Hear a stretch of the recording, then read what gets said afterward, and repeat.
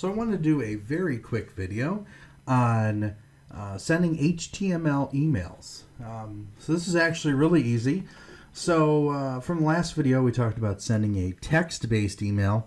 For HTML, two changes. One, and both of them in the content portion. Instead of text/plain, we use text/HTML. That's the MIME type of an HTML file. And then next, in the content itself, you can just put HTML. So if you really want to make, when we talk about phishing emails, a phishing email look good, you'll want to use HTML emails. Have colors, bold text, links, and you can do that. And here's an example. And SendGrid was super slow today, so this was sent an hour ago, and I had to wait for the video. And by the way, you might experience this as well, so just be patient. Here is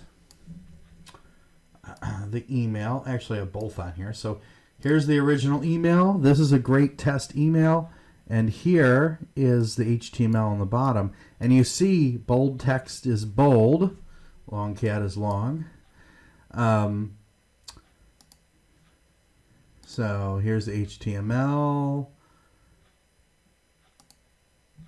And here is the raw HTML in the email that we're sending.